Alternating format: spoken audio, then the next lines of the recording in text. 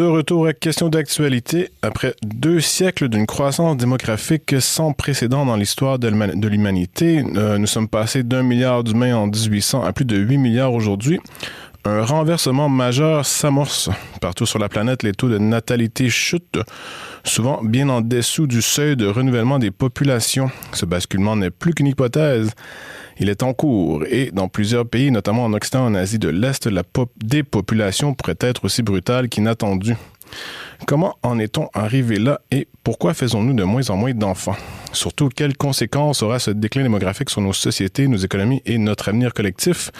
Pour en parler, nous recevons Olivier Rey, philosophe et mathématicien, auteur d'un essai récemment publié intitulé « Défécondité, ses raisons, ses déraisons » chez Gallimard. Monsieur Rey, bonjour et bienvenue à Question d'actualité. Bonjour. Vous parlez des raisons et de la déraison de la dénatalité. On vous pose donc la question, quelles sont les raisons de la chute de la fécondité et quelle est sa déraison? Alors les raisons évidemment sont multiples, mais comme vous l'avez dit, le fait qu'elles s'observent dans tous les pays que l'on appelle développés montre qu'il y a nécessairement un lien entre cette dénatalité et ce que l'on appelle le développement.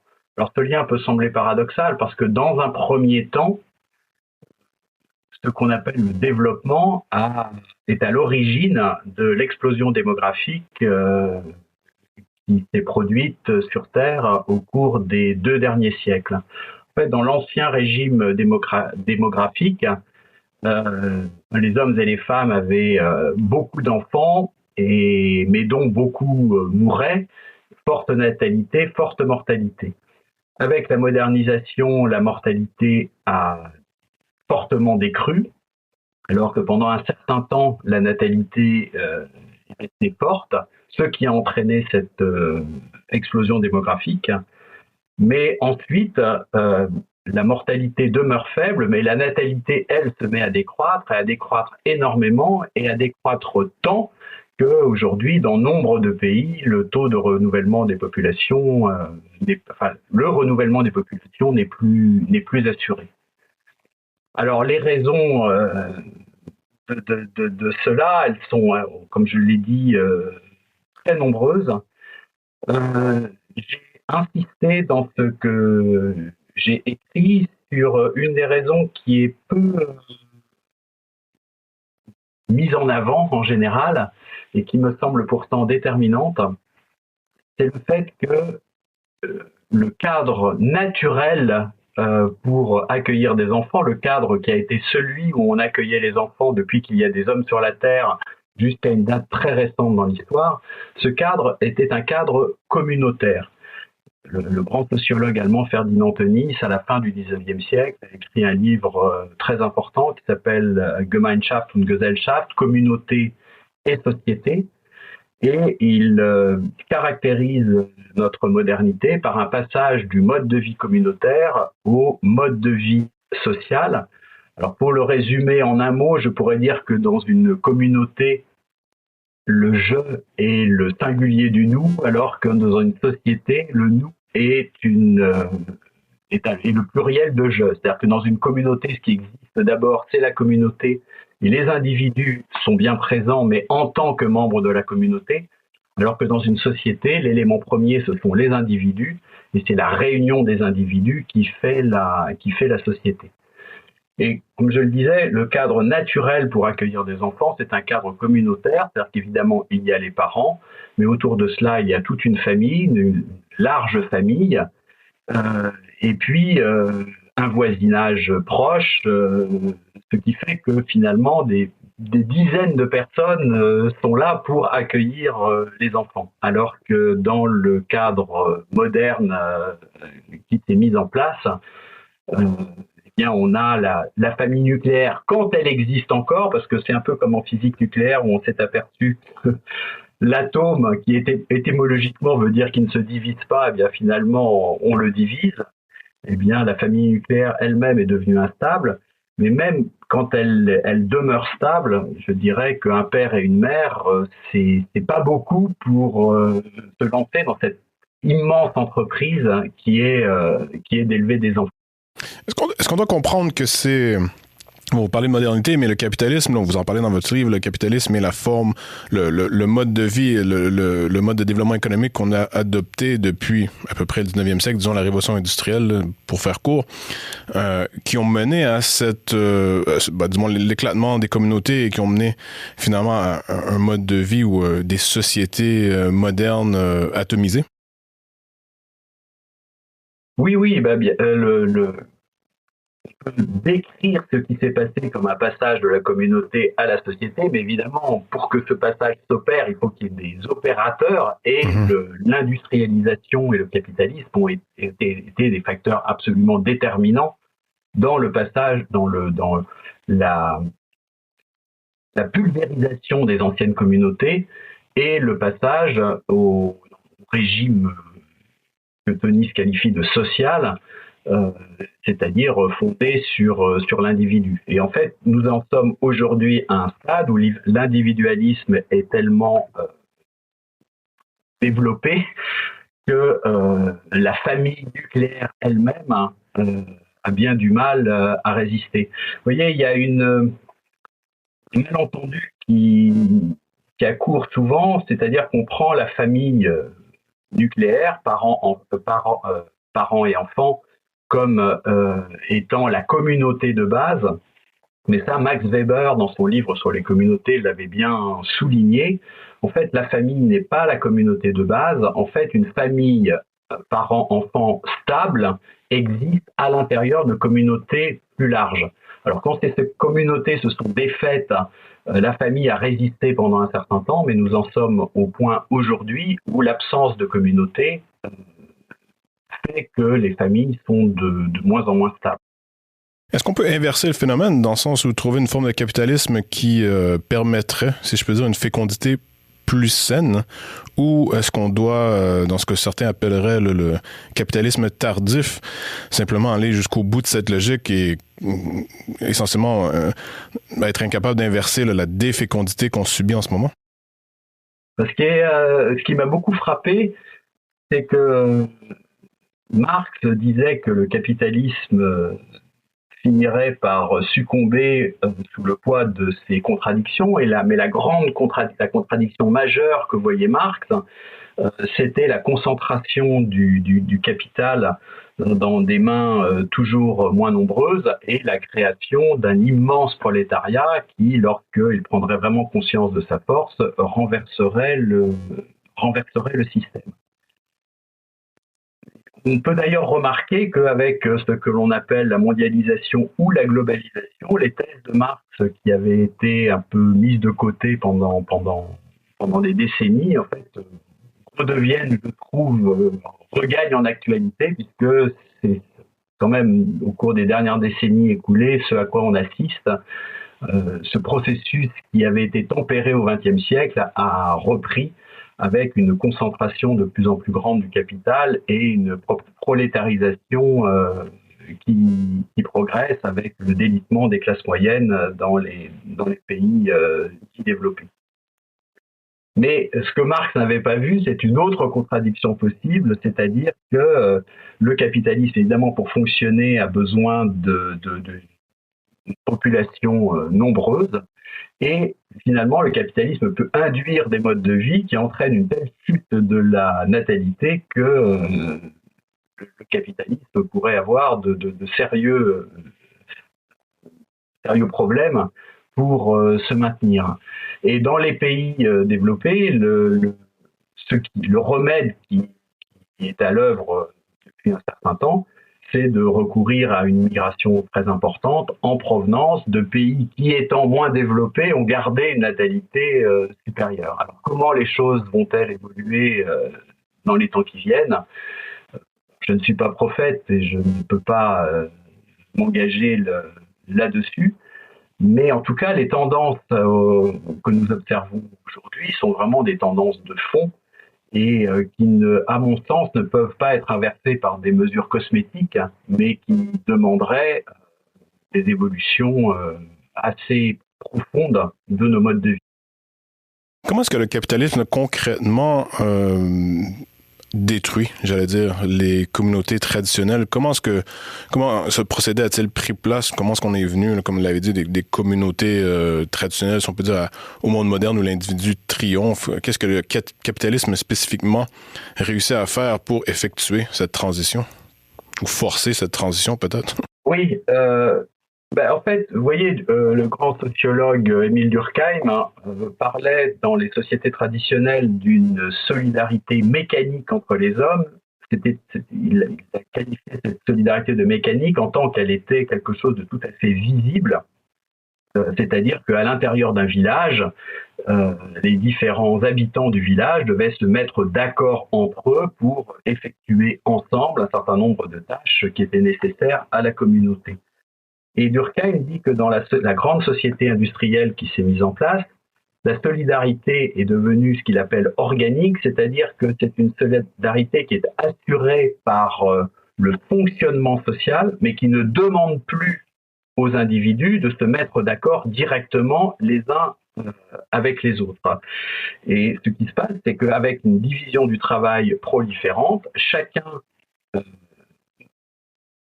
accomplit une tâche très particulière, en échange de laquelle il va obtenir de l'argent, et grâce à cet argent, il va pouvoir subvenir à l'ensemble de ses besoins. Mais quand nous allons au supermarché acheter de la nourriture, en fait, vous voyez, la nourriture qui est dans les rayons du supermarché, il a fallu sans doute la collaboration de millions ou de dizaines de millions, voire de centaines de millions de personnes qui, de près ou de loin, ont collaboré au fonctionnement de cette chaîne logistique qui amène la nourriture dans les rayons du supermarché, mais c'est des gens que l'on ne connaît absolument pas et avec qui on n'a absolument pas à se mettre d'accord. Et c'est en cela qu'on a ce paradoxe, c'est-à-dire que nous sommes dans des sociétés où nous n'avons jamais été aussi dépendants des autres pour notre survie la plus immédiate, mais où en même temps nous devenons inconscients de cette dépendance parce qu'elle est entièrement médiatisée par des relations monétaires. On entend souvent aujourd'hui ces personnes qui disent ne pas vouloir d'enfants pour préserver l'environnement, mais vous notez, à mon avis, à juste titre, un décalage, pour ne pas dire une hypocrisie, alors que ces mêmes personnes qui ne veulent pas d'enfants pour des raisons environnementales, pour sauver l'environnement, si je peux dire, vont aussi adopter un mode de vie très consumériste. Je vous cite ici, l'absence d'enfants semble reçue chez beaucoup comme une licence donnée à consommer sans retenue. Fin de la citation. Comment expliquer cette contradiction psychique? En sont-ils même conscients de cette contradiction entre ce qu'ils font et ce qu'ils disent? J'avais été très choqué, je n'avais pas été le seul, par la publication il y a quelques années d'un graphique qui montrait les différentes mesures qui mettaient les unes à côté des autres les différentes mesures que l'on pouvait prendre pour limiter les émissions de gaz à effet de serre dont nous étions chacun responsables. Et alors, il y avait différentes choses, ne pas prendre l'avion, ne pas avoir de voiture, laver son linge à l'eau froide, etc. Et tout cela était ridiculisé, c'était des mesures de portée très très limitée par rapport à la grande mesure qui était de ne pas avoir d'enfants. Et c'était extrêmement choquant parce que finalement, c'était considéré qu'on avait des modes de vie qui étaient absolument intouchables et donc on calculait l'impact qu'aurait un enfant en fonction du mode de vie qu'on lui attribuait. Mais ça a été reçu par un certain nombre de personnes, ce type de graphique, des personnes qui sont inquiètes des atteintes qui sont portées à l'environnement, et puis on leur explique « Ah, mais si vous n'avez pas d'enfant, en fait, les atteintes que vous portez à l'environnement sont très faibles, même si vous cessez de sillonner la planète en avion, par rapport au fait que vous en ayez. » Et donc, c'est en cela que ça fonctionne comme une licence à consommer, c'est-à-dire que si je n'ai pas d'enfant, finalement, j'ai fait plus que ma part. Et c'est suffisant. Mais ce qui est très choquant dans cette histoire-là, c'est que, si vous voulez, on met les enfants en tant que bien de consommation. Exact. C'est la même chose que prendre l'avion. Oui, tout à fait. Et vous notez un peu plus loin là, que tout ça est peut-être conjoncturel dans le sens où, et c'est quelque chose que j'ai remarqué moi-même depuis un certain temps, on se donne des raisons, donc des excuses pour ne pas avoir d'enfants, citant mon environnement, la carrière, le ci, le ça, mais au final, tout ça masque ce qui me semble être une dévitalité fondamentale chez l'homme contemporain. Comment explique est-ce que vous voyez la même chose un peu dans le sens où on excuse de façon avec de façon conjoncturelle ne pas vouloir d'enfants pour finalement masquer un manque de vitalité? Alors, dans le texte que j'ai écrit sur cette question, j'énumère un certain nombre de raisons de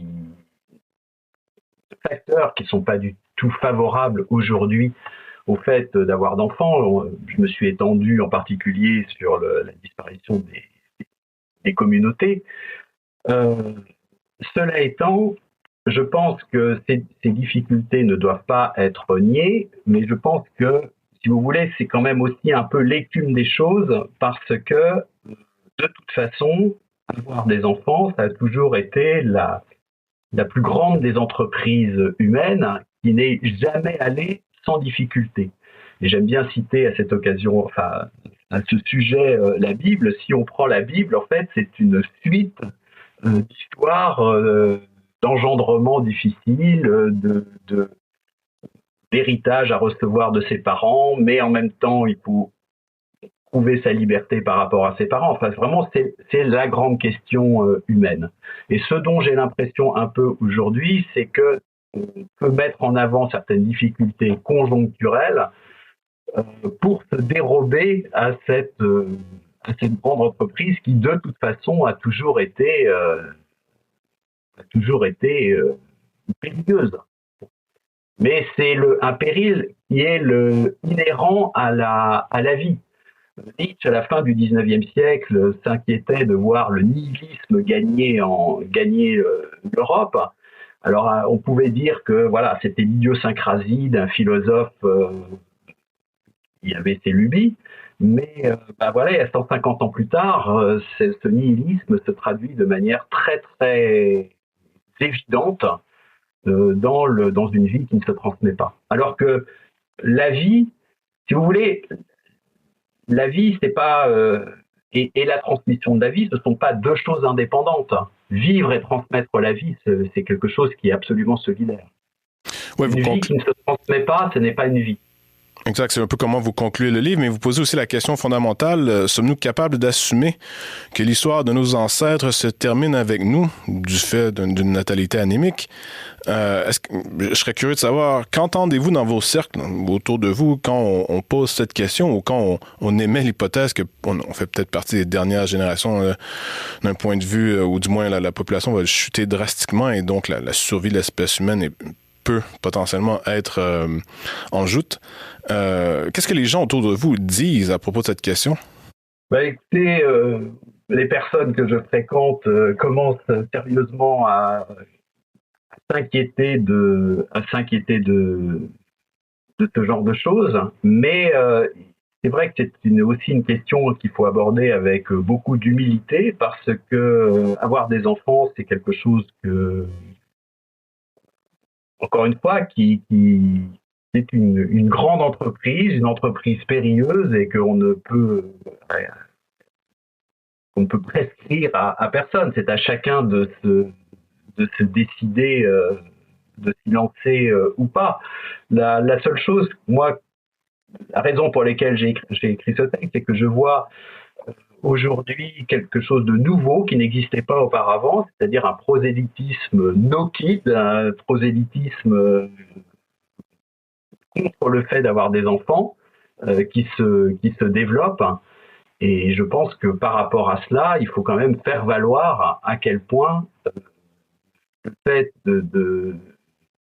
d'avoir une progéniture est certes la source de beaucoup d'inquiétudes, d'angoisses, de soucis, mais en même temps est quelque chose qui fait partie de l'accomplissement d'une existence humaine. Alors bon, il faut faire un tout petit peu attention, c'est-à-dire que l'humanité c'est quelque chose, c'est un tout, Et donc, il peut être tout à fait bon qu'à l'intérieur d'une communauté, par exemple, un certain nombre de personnes n'aient pas d'enfants, mais en tant qu'elles apportent à la communauté autre chose que le fait d'avoir des enfants, et à condition également qu'il y ait quand même suffisamment d'enfants dans la communauté pour que cette communauté se perpétue.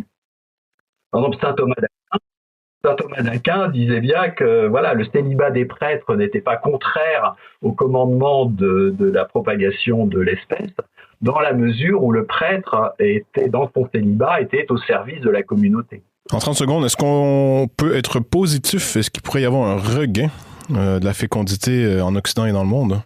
C'est possible, enfin en tout cas on peut l'espérer. Je pense qu'au bout d'un moment, vous voyez, on parle beaucoup aujourd'hui de développement personnel, d'épanouissement personnel, et il y a une tendance à ne pas aussi avoir d'enfants parce que les enfants nuiraient à l'épanouissement personnel, mais il ne faut pas oublier que l'épanouissement, c'est en vue de la fructification. Et je pense qu'il apparaîtra quand même aussi de plus en plus que